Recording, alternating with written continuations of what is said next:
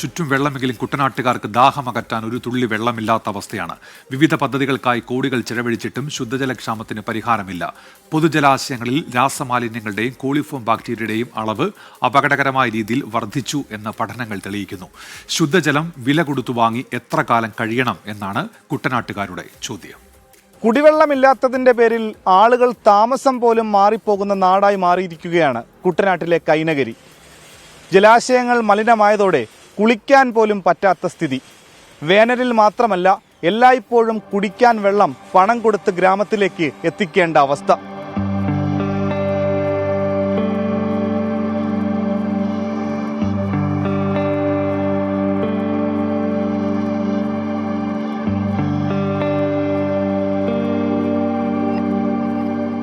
വെള്ളം വെള്ളം സർവത്ര, തുള്ളി കുടിക്കാനില്ലത്രേ എന്നതാണ് കുട്ടനാട്ടിലെ സ്ഥിതി. അതിരൂക്ഷമായ കുടിവെള്ളക്ഷാമം അനുഭവിക്കുകയാണ് കൈനകരിയും കാവാലവും മങ്കൊമ്പും പോലുള്ള ഗ്രാമങ്ങൾ. വിവിധ പദ്ധതികൾക്കായി കോടികൾ ചെലവഴിച്ചിട്ടും ഒന്നും ഫലവത്തായില്ല. 18 വർഷം മുമ്പ് കുട്ടനാട്ടിൽ വിവിധ സ്ഥലങ്ങളിലായി സ്ഥാപിച്ച ഉപരിതല ടാങ്കുകൾ വഴി ഒരു തുള്ളി വെള്ളം പോലും വിതരണം ചെയ്യാനായിട്ടില്ല. കോടികൾ ചെലവഴിച്ചെങ്കിലും കുട്ടനാട്ടുകാർ എന്നും കുടിക്കുന്നത് നദികളിലെ മലിനജലമാണ്. വെള്ളം വില കൊടുത്തു വാങ്ങാൻ ശേഷിയില്ലാത്തവരാണ് ഭൂരിപക്ഷവും. വീട്ടിലേക്ക് വീതിയില്ലാത്ത വഴിയില്ലാത്തതിനാൽ പണം കൊടുത്താലും വെള്ളം വീട്ടുമുറ്റത്ത് എത്താത്തവരാണ് ബാക്കി. വളരെയധികം മാലിന്യങ്ങളുള്ള ഒരു പ്രദേശത്ത് വളരെ ദയനീയമായി ജീവിക്കേണ്ട ഗതികെട്ടവരാണ് ഈ പ്രദേശത്തുള്ള ആൾക്കാർ. കുടിവെള്ള പദ്ധതികളൊക്കെ ഉണ്ടാകുകയും ഇവിടെ ഈ മണ്ണിലൂടെയൊക്കെ ഈ വഴിയിലൂടെയൊക്കെ പൈപ്പൊക്കെ ഇട്ടുപോയിട്ടൊക്കെ ഉണ്ട്. പബ്ലിക് ടാപ്പുകളൊക്കെ ഇവരിട്ടിട്ടുണ്ട്. പക്ഷേ വർഷങ്ങളായിട്ട് ഈ ടാപ്പുകളിലൊന്നും വെള്ളം കിട്ടാറില്ല. എന്താണെന്ന് പറഞ്ഞാൽ ഇതിൻ്റെ ഉത്തരവാദിത്തപ്പെട്ട ആൾക്കാർ ഗവൺമെൻറ് നടപടികളാണോ അതിൻ്റെ എന്തുകൊണ്ടോ ഇവിടെ വെള്ളം ആവശ്യമായിട്ട് വെള്ളം കിട്ടുന്നില്ല. അത് വളരെ വർഷങ്ങളായിട്ട് ഇവിടെ വെള്ളം കിട്ടുന്നില്ല. സർക്കാർ പ്രഖ്യാപിച്ച ശുദ്ധജല പദ്ധതികൾ പൂർത്തീകരിച്ചാൽ തന്നെ കുട്ടനാട്ടിലെ പാതി പ്രശ്നങ്ങൾക്ക് പരിഹാരമാകും. പ്രളയത്തിന് ശേഷം കൂടി വെള്ളമില്ല. പിന്നെ പറയുമ്പോൾ വെച്ചാൽ ഇടയ്ക്കിടയ്ക്ക് പൈപ്പ് ലൈൻ വരും, മോട്ടർ മാറ്റി വെക്കണമെന്നുള്ള പ്രശ്നം നടന്നുകൊണ്ടിരിക്കുന്നു. പവർ കൂടുമ്പോൾ മോട്ടർ പൊട്ടിപ്പോകുന്ന വിഷയം നടന്നുകൊണ്ടിരിക്കുന്നു. ഈ പരമ്പരാഗത വെള്ളം കൊടുക്കുന്നത് ഉപ്പുവെള്ളമാകുന്ന സമയത്ത് നമ്മൾ ഒരു വള്ളത്തെ 5 ടാങ്ക് കണ്ട് വെക്കുന്നത്. ആ 5 ടാങ്ക് വെക്കുമ്പോഴത്തേക്കും ഒരു 2500 ലിറ്റർ വെള്ളം, ആ വെള്ളമാണ് ഇവിടെ കൊണ്ട് കൊടുക്കുന്നത്. ആറ്റിലെയും തോട്ടിലെയും വെള്ളമായിരുന്നു നേരത്തെ ഭക്ഷണം പാകം ചെയ്യാനും കുടിക്കാനും ഉപയോഗിച്ചിരുന്നത്.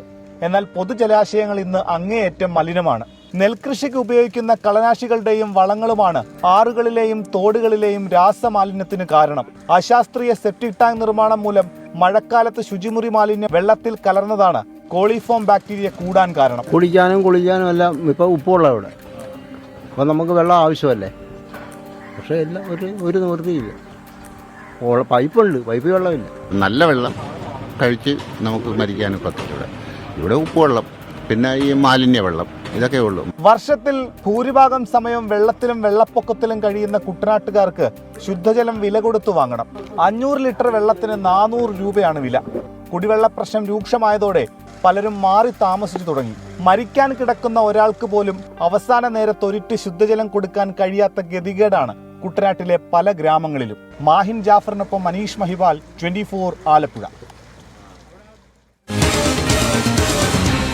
പൊതുജനം കഴുതയല്ല സാർ. നിലവിലുള്ള ജലാശയങ്ങൾ മലിനമായതോടെ പ്രാഥമിക ആവശ്യങ്ങൾക്ക് പോലും വെള്ളമില്ലാത്ത അവസ്ഥയാണുള്ളത്. വിവിധ പദ്ധതികൾ ആവിഷ്കരിച്ചെങ്കിലും അതൊന്നും എങ്ങും എത്തിയിട്ടില്ല. പ്രതികരണങ്ങളിലേക്കാണ് ഇനി. 1 വർഷത്തിന് മേളിലായി കുടിവെള്ളം ഇല്ലാതായിട്ട്. വേനൽ വരുമ്പോൾ അല്ല, അല്ലാതെ ഉണ്ട്.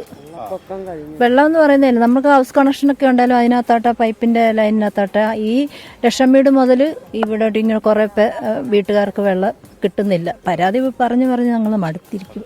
വെള്ളം കിട്ടാത്ത എന്താണെന്ന് അറിയത്തില്ല. മെമ്പറിനോട് ചോദിക്കുമ്പോൾ നന്നാക്കുന്നുണ്ട്, നന്നാക്കാൻ ആൾ വരുന്നുണ്ട്, നിങ്ങൾ ഫോൺ വിളിച്ച് പറയുന്ന പറഞ്ഞിട്ട് ഞങ്ങൾക്ക് 2-3 പേരുടെ നമ്പരൊക്കെ തന്നിട്ടുണ്ട്.